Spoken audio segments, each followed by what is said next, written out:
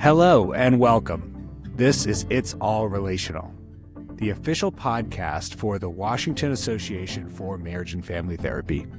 I am your host, Trevor White, board member at large for WAMFT, and this is going to be your home for all updates on our legislative advocacy, a place for you to spotlight your exciting clinical work that you're doing in Washington State, and a place to get updates on what WAMFT is doing to support our profession. With that, we are going to go to our guest today, Amber Lewis. All right, welcome. This is the inaugural episode of It's All Relational, and we are really lucky to be joined by our legislative advocate, Amber Lewis, today. Thank you so much for joining us, Amber. Happy to be here, Trevor. How are you today? Yeah, doing well. Yes, I'm Trevor White, board member at large for WAMFT, and excited to work with you here. Now, Amber, you've been our legislative advocate for how long now? Over 10 years. So I've been with Wow. WAMFT for quite a while. Yes. I think my first year representing WAMFT in Olympia was in the 2014 legislative session. So Okay. Yeah. 10 years, a lot of time. What would you say have been the biggest wins that you've had as a legislative advocate that, you've celebrated most for WAMFT? I will say the number one win that we've had as an association that I've been privileged to represent is people know who WAMFT is and who the members are. Yeah. I will say when I first started, WAMFT was not a known entity. Legislators didn't know there was an association. They didn't know there was a license. And so we spent the first few years really just establishing ourselves as a trusted partner, a go-to source of, viable information that is backed by data in science and education. And so I think the privilege of being able to establish who WAMFT was, I think has given us such a good grounding in the legislature as a trusted partner that, we really are not self-serving. We really do keep the patient at the center of our dialogue. And we really ensure that whether it's, insurance-based concerns or payment parity concerns, that it's really about how do we make sure that the environment for the patient is the best. And that makes us a little bit different than some of the other organizations. Absolutely. Yeah, and systemic therapy in general, right? Interactional, relational, that's all what we focus on. So the work you're doing as our legislative advocate, that, the former term for that was lobbyist, obviously. Yeah, legislative advocate is the new term, is supported by the membership, right? And the work that our legislative advocacy team does as well. So how has, over your 10 years here, building more of a foothold in Olympia, how have our members been helpful and useful for you? I think that there's this idea that lobbyists are, and that's the term that we used to be called as lobbyists. I think that, back in the day, people thought, we carried bags of cash and we wined and dined. And, with WAMFT, I think the membership set a different tone. They said, that's not who we are. We really are based in fact and science and education. And so for me, it's just been, how do we establish us differently? And the way that we've done that is bringing members in, is having members be their own spokespeople, helping them understand that legislators are human beings too. They just happen to put their name on a piece of paper that we vote for, but they get up each morning, they put their pants on the same way we do.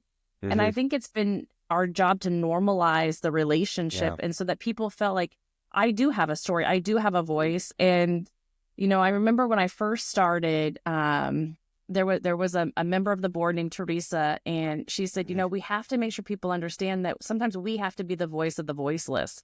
Sometimes patients can't advocate for themselves, and that's our job. And I took that really to heart. And I think that that's one of the things that we are different is WAMFT always, we put that voice out there and then we support it. But it's not me telling the story. We've really empowered the membership and given them the tools about how to write a letter to the legislator. How do you email your legislator? How do you participate in a 30-day hill climb? And we'll get into that. But, we've done days on the Hill before. And I think this, given the situation that we're all facing, both at the federal level and the state level, helping people understand that now more than ever, we need to empower the membership to be their own best advocate. I can give you all the tools. I can give you all the email addresses and all the tips and tricks. But legislators don't want to hear from me. I don't vote in their district. You all vote in your districts. You Right. pay your taxes. You're caring for the patients. You're working with insurance companies. You're the one keeping communities safe and families together. And I think that's a really important part for the membership to know and to be able to advocate for. So. And like you're saying, as a team, WAMFT members, WAMFT board, and you as our fearless leader in Olympia, we're trying to be a voice for the voiceless. I think that's a really wonderful, succinct way of thinking about it and thinking about what we're doing here. And now, like you're saying, you've been doing this for 10 years. Legislative session started January 13th. How is this session unique compared to previous sessions you've encountered? Yeah, I mean, this session has definitely got a different flavor than, I will say, almost all of my career. And this is my 26th legislative session, so I've seen a lot of sessions. I've been through multiple governors, but this transition to a new governor, to a new insurance commissioner, to new secretaries and agency leads, you can definitely feel that change is coming.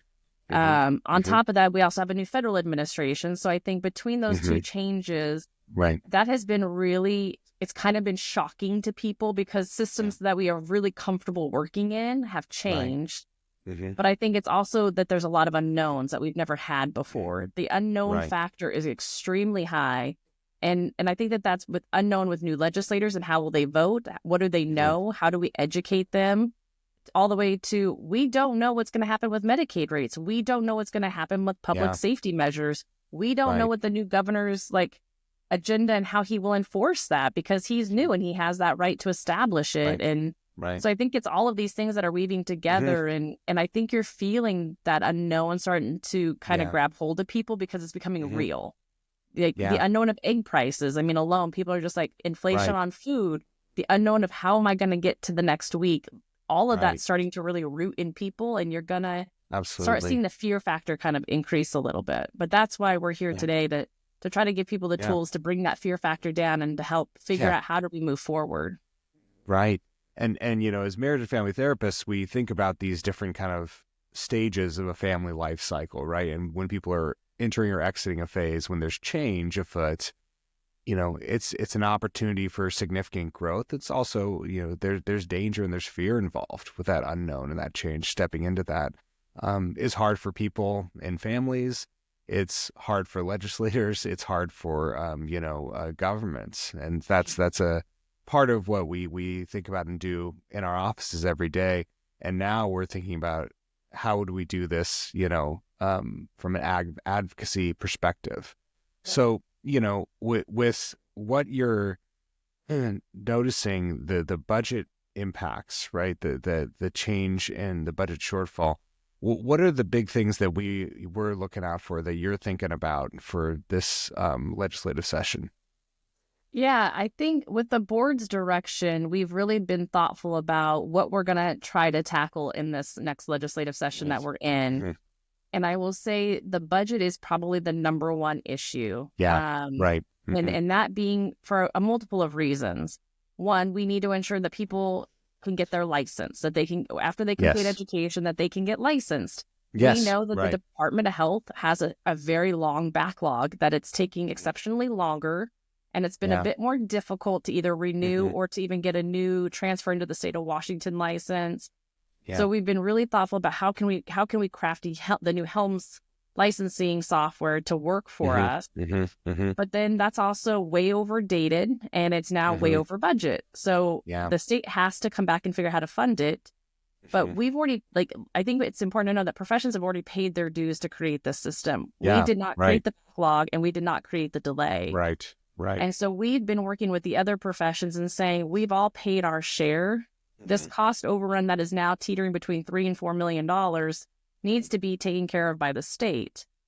Well, how does the state take care of that when they're sitting on, and it's a big number, but somewhere between $12 and $20 billion deficit, depending on who you ask and on what day? That's drastic. I mean, so, we have to protect the profession and the ability to get licensed. We have to protect the cost of getting licensed, because we also know that as those fees go up, it becomes a barrier for new applicants and for people who've just completed education and may not be working yet. They can't afford a $400, $500, $600, licensing fee after everything is said and done. And And that's the Right. cumulative, right? Your insurance, getting on a team, getting your panel. Right. We got to make it manageable. And so that's kind of been the approach is let's prioritize stabilizing the profession and making sure that Right. people can get into the profession, that we can get them licensed, and that we can get them accessing, the services and community that allow them to have a thriving business. Absolutely. Right. And like you're saying, everyone is a little spooked because uncertain with the budget shortfall, what's going to get cut, what we're looking at. But that's the big focus, right, is, protecting the validity of our license and, doing that through the work that you're doing, obviously very important. And, it's one of those things that this is a 90-day session, right? So we're gonna find out relatively quickly how this is going, and it's important for us to engage right away so that people can hear our voice. We can be that voice for the voiceless. Traditionally, WAMFT has done a day on the Hill. Can you talk about kind of how that used to work and why we're kind of changing it up this year? Yeah, pre-COVID, we would have a day where, individuals would all come into Olympia and we would set up legislative appointments and we'd meet with leadership and we'd meet with committee chairs and we'd meet with agency leaders and really try to explain our legislative agenda, our priorities. We'd share concerns that we've had in community, whether it be balanced billing with the insurance commissioner or, challenges of becoming a Medicaid provider because it's really difficult for small providers to manage that system. And so we would spend a day like going through all of those pieces and doing a training and then doing a wrap up. And then COVID hit and then nobody could do it in person. So with the leadership of the legislative committee, we moved it to an online day on the Hill. And that was really successful because one, we realized we get more provider involvement because they don't have to travel, which is expensive and time consuming. Yeah. They have to unschedule patients. They have to unschedule community meetings. So we realized we've got to retool to meet, you all where you are, which is in your homes, in your districts, in your communities, and in your businesses. So, and then lo and behold, now we have somewhere between a $12 and $20 billion deficit, and traveling to Olympia is even harder for families because we're all stretched a little bit thinner. So we got really creative this year and said, how do we make sure the WAMP voice is heard? And when do we want to have that voice be present? And then how do we make sure that we penetrate all the noise that is out there with everything else going on? And that's when we created this 30-day hill climb because it's going to be a journey to get through this session. We are going to be here till the end of April. That's if we get our work done. And we have some huge questions that have to be asked. We've seen the governor's mandate that he would like to see 6% reductions across all agencies. That's got sweeping effects on everything, He stated mental and behavioral health was exempt from that, but it's very entwined in everything that is out there. So by doing this 30-day hill climb, we're going to build up the pressure. We're going to build up the messaging, but we also have to understand that you all are working. You all have families. You are all in community, and we have to give you more than a day because not everybody can take the same day off. And so we're going to have a good 30-day march to where we can say, like, we don't want to see professional licenses consolidated, which has been on the table before as a budget-saving measure. We don't want to see license fees increase because that's another barrier to entry with people coming out of the education system. We don't want to see, increased barriers for people who want access to counseling services, whether it be with, through the Death with Dignity Act, all the way through transitional care. We need to have that broad conversation and we need to be present. And, there's 49 senators and 98 House members, and we need to reach every single one of them. And it's going to take us some time to do that. Right. So giving us the 30 days and having it be, this kind of like focus time. I like the idea of a climb, right? Because like you're saying, we're in a this is a tough situation, right? It's a scary situation for a lot of people, and we got to really trudge through it and link arms and work together, right? Now, in other times of transition, from a government perspective, people dealing with fear and uncertainty, there's maybe models for how folks have marched in the streets or, reached out to their, representative in Washington, D.C. Now, the state legislature is different from the federal legislature, right? Can you speak to how we want to be advocating for WAMFT and our work on a state level as opposed to a federal level? Yeah, and I think that making sure people understand like how to access their state legislator who goes home every weekend. Like these folks are in your community. You probably see them at the grocery store and you may not even know who they are. But, their actions are seen more quickly than, I will say, a congressional act. So, a bill in Congress can take upwards of 3-4 years to pass. Right. But in Olympia, we can do it in a session. So we can change dynamics pretty quickly. And I think making sure that people understand that these are real bills on the docket today that go into effect on July 1st, 2025. They go into effect January 1st, 2026. Yeah. Wow. So we have things on the table we have to address now. And we have to protect mental health funding, behavioral health funding, substance use disorder treatment options. WAMFT was really critical and instrumental in creating the 988 system to help provide additional access for people in need and crisis. Right. We have to protect that program. We spent a lot of time on those task forces and those committees, and those are really instrumental. And we have to prioritize those pieces and making sure legislators understand that if they protect them, we will be there to help. And so that's part of it. And so we're gonna deploy a whole lot of tools and a whole lot of different techniques to really get this message through, to show legislators that we're in good faith partnering with them to find solutions. Right.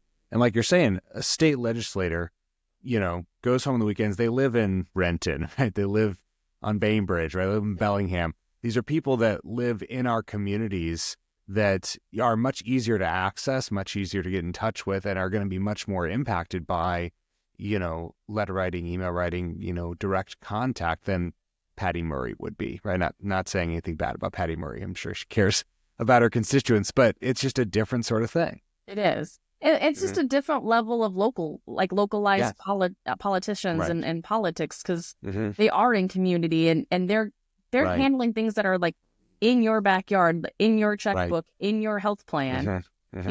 Congress can be a little bit big, and it's a little slower moving, and I think that they're going to have their own challenges in DC this year. And so I think really making sure people understand that we are focused on Washington state policies that lawmakers are making decisions on that will impact you in the next few months.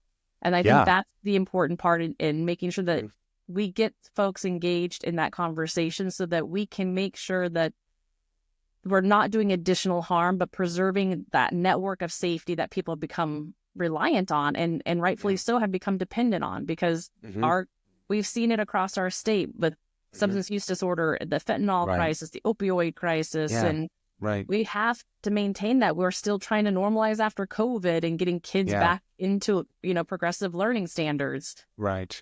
So, and it takes time, all of this, right, to kind of get back to a level that, we want. And like you're saying, when you're dealing with politics on a state level, you get to see the change a lot quicker. Right? Like you're saying, all of this is happening this winter going into the spring, and it's going to be going to effect this summer and going into next year. So this is an exciting and dynamic time. And that's why we need to be involved now more than ever. So can you tell me more about like what you're wanting, how we as membership can be involved specifically to help with this 30-day hill climb? Yeah, so we're going to be deploying a couple of tools here shortly. So I don't want to give away all the secret sauce yet, because I know that there's a lot of hard work going on behind the scenes. But we're going to make sure, one, everybody knows who their legislators are. Everybody has one senator and 2 members of the House of Representatives at the state level. So one, making sure you know who they are, making sure you have their contact information. And there are some members that I have the privilege of knowing, like they do email a little bit better. These people prefer, handwritten letters. This person prefers a call. So being able to work with the board on identifying best tools, and then providing folks some background materials and saying, here's how you could write a letter. But mind you, we don't want to do too much of a form letter. It's got to be from your perspective, because you're serving a unique constituency in your own clinic and in your own practice. But here are the ideas that are on the table for taxes. Here are the ideas on the table for budget cuts. Here are the conversations around, how do we pay for Helms, which is like the lifeline of credentialing. Right. So I think you'll start seeing some, some different tools coming out, whether it be emails or tweets or however we can, reach people where they are to get them to activate and say, I need to take 5 minutes and I need to send this in. I need my voice heard with my legislators because it's really critical. And on an ideal basis, each of these contacts will take no more than 4 minutes. Like we're going to give you all the tools to where you as a working professional can truly just say like, here's my story and please listen because it's critical that you know what's happening in Spokane, that you know what's happening in Cheney, that you know what's happening in Ritzville and Yakima and, all across the state. And so our goal is to make it as easy as possible to get you to take those few minutes, which everybody is busy. Everybody's got more on their plate than they can handle. But there's no time like the present to make sure people understand that protecting the licensed profession is critical. Absolutely. Right now is the time. And like you're saying, many of us have probably already voted, right? We've already done kind of the standard things to do to, be engaged in a civic way. And now we're trying to figure out like, how do we, raise a more specific level of awareness to our legislature about our clients, right? The families we deal with in our populations, our communities across the state. And that, like you were saying at the very beginning for yourself, the kind of mission of being a voice for the voiceless, that's what we get to do with the letters, emails, calls we're going to be making, is speak to, this is the specific issue I deal with. This is, what's important. This is what, we have to do, what's essential, right, as a marriage and family therapist in this state. And, that's an exciting thing, I think, for us all to be able to kind of, stand together and, speak to all of those stories that we hear every day in our office. Absolutely. I mean, we have bills dealing with how care coordination plans can be shared between professionals. Yeah. We have to make sure that confidentiality, right? Confidentiality, HIPAA. But at the same time, like making sure that they're not inappropriately accessed because there's sensitive personal health information in those records. Yeah. So we're balancing that on the legislation. We're balancing access to Medicaid funding. We know that the federal administration may change the way Medicaid dollars flow to the state of Washington, which is the backbone of those who are less fortunate and need access to government services. And we have a lot of providers in WAMFT that accept Medicaid. Yeah. We have to make that easy for them to, one, do the billing and to be in compliance, but we also have to protect those rates that are already pretty low. So how do we marry all that up together? And then we also have policy bills that have to be debated and discussed and voted on. We're working on a bill right now regarding the Death with Dignity Act. Mental health counselors, psychiatrists, psychologists, social workers have all been, identified counseling services available to those employing the act. Marriage and family therapists have not been recognized in that act, even though we care for the family through that process. Yeah, so right. One of our big initiatives now is how do we make sure that there's an amendment on the books to recognize the profession for what it is, a profession, and get them in that counseling service for families who are going through the use of that act. And we're really hopeful this year that it'll be our year to finally be amended into the Death with Dignity Act to provide that continuity. Right. So, these are the specific things on the table right now you're working on that, we are trying to support and hopefully have some success with. And like you're saying, over these 10 years you've been doing this, I'd imagine each successive year that you've had more support from WAMFT, more support from our members, and we're making ourselves more of a presence in Olympia, that allows the next year and the next session, right, for us to have even more success and more opportunities to pass things that are really important, that, priorities, legislative advocacy goals that we have for 2026 and beyond, right? So it's not just now, right, that we're trying to work for, but we're trying to kind of continue to grow that foothold and voice in Olympia so that we can continue to expand our profession in this state. Absolutely. I mean, we have to protect the profession today, but we also have to look on the horizon about what are the needs going to be in 4 years. Like, nobody anticipated COVID, so we didn't have the right telemedicine process in place, audio only medicine. Yeah. You know, we worked really hard on audio only medicine to make sure that if people needed access who didn't have Wi-Fi could still get access to counseling services. So, I mean, we have to think long term, but we have to activate in the short term. And like, that's where the balance really comes, is right now we're just activating in the short term, but keeping our eye on the horizon for sure. Yeah. So Amber, you know, you are an extremely gifted legislative advocate, lobbyist, whatever term you want to use. You term. Yes. You know, and no matter how gifted you are, if you don't have a support network behind you, a system, you know, that is, you know, amplifying your voice, then it's going to be challenging, I'd imagine, to get work done, right? You know, and it's just like our families, you know, that we work with, right? You know, you can be a great therapist, but if there's not support systems in place, you know, around them, it's going to be challenging for, you know, valuable change to happen. So we need to kind of be your support system and family, right? You know, while we work towards these really important goals.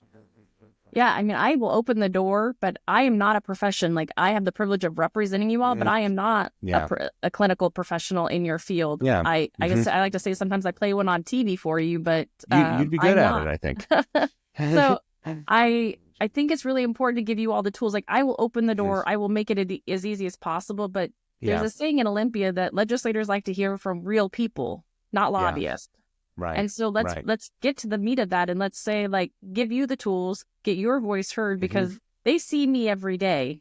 They need to see you in the next 30 days as much as possible. And that's why we're doing this little shift on a day on the Hill, because it's not, these aren't short-term issues. These aren't small issues. These are really impactful, life-changing, structural, community-changing, environmental changing issues that we have to tackle, that aren't just going to go away tomorrow. We can put all the money into the system that we can. We're still going to have issues in our crisis system, in our behavioral health system, in our substance use disorder treatment, supporting people in the LGBTQ community. Like, there's going to be systematic changes that take time, and we have to be a part of all of that. And so that's what we're going to focus on. And I can't do that without the membership. I can only be one voice, but I need 49 senators and 98 members of the House of Representatives and a governor to vote on all of this. So the more we can generate, the more impact we have, and the more likely that, you know, communities will be better off. Yeah, totally. And this is a direct way that people can get involved. I think a lot of folks right now, like you're saying, very afraid, dealing with a lot of uncertainty. There's a lot of people that are bothered by things on a federal level that are happening. And a way that folks in our profession can get directly involved and have an immediate, clear impact is by participating in this 30-day hill climb, you know, working with you, supporting the work you're doing, and supporting our profession. So I hope that that's something that people can get behind as we move forward. What would you like to be able to say, Amber, here at the end of our legislative session? What do you feel like you'd like to be able to say about our efforts? Just know we can't, the board and the legislative committee can't do it without each and every member taking 5 minutes out of their day to make their voice heard. We will give you the tools. We will give you every tip, trick, every door opening that we can give you. We are all committed to this successful outcome, but we cannot physically or emotionally or politically do it without everyone stepping up and taking those few minutes, because the message is really important. Cutting behavioral health funding does not help communities right now. No. Cutting Medicaid rates does not help communities right now. We have to prioritize, and that's a tough conversation. Like, do I give here or do I give over here? Yeah. Right. That's going to be tough for legislators, because they care about early learning. They care about criminal justice. They care about reentry services. They care a lot for all of these things, but they're going to have to prioritize the true issues of community. And we have to help shed a light onto that. And I am only one. We cannot do it without everyone stepping up and participating and investing in, you know, the advocacy efforts. You know, if it's, you know, 5 minutes here or $20 to help us get another tool deployed, all of that comes together. So, you know, I think we need time, we need some resources, because without those two pieces, we will not get through the noise. We will not get through the chatter that is every other association fighting in Olympia for their right to be heard. And, you know, that's why we did 30 days, because we're going to need each and every one of you, and we're going to meet you where you are and give you the tools that you need in order to help us get this over the goalpost. Yep. Well, I'm fired up. I'm ready to go. Let's get our hiking boots on. Let's go for this hill climb. Let's do it. We're going to talk more here about resources, ways that our profession can get involved, the things that are going to be happening over these next 30 days. But I'm so grateful that you joined us here today, Amber. Thank you so much for the work you do, and thank you so much for being on the podcast today for the first episode of It's All Relational. Oh, it's a privilege and an honor to represent you all. I take it very, very truly to heart that I have an esteemed privilege to be your voice in Olympia. Mm-hmm. And it's not something that I take for granted every day. I really do deeply feel that what you all do in community is changing lives, saving lives, and impacting lives. And we have a lot to do, but together we can do it. Yeah, absolutely. All right, let's get it done. Let's do it. All right. As Amber and I mentioned, today kicks off the 30-day hill climb, which is our month-long advocacy and fundraising campaign. A couple of ways for you to get involved as a WAMFT member. The Legislative Committee is putting on the WAMFT Voice Lab, which is a virtual workshop that's going to take place 3 times throughout this month, where you can learn more about how you can best advocate for the profession and your work. This is going to be taking place Wednesday, February 19th from 12 to 1 p.m., Thursday, March 6th from 5:30 to 6:30 p.m., Wednesday, March 19th from 12 to 1 p.m. Now, you get an hour law and ethics CEUs for attending this, and the series is going to include training on advocacy basics, education on the legislative process, and policy and legislative priorities updates. So this is like Amber was talking about. This is where you learn how you can best advocate for our profession, and you can also get a law and ethics CE while doing it. Another important way for you to get involved is by donating. We can't do the work without you or without the funds that you can provide. So please help us reach our $3,000 donation goal. You can learn more about this on the website and find out how to donate there. Now, when it comes to It's All Relational, we're going to continue to highlight our legislative process and talk more about things that we're doing in Olympia. But beyond that, we're also going to be highlighting important and exciting work that our members are doing throughout the state and other ways that WAMFT is supporting our profession. So hit the follow button, subscribe, do all of that, tell all your friends, and come on back for more exciting episodes every other week.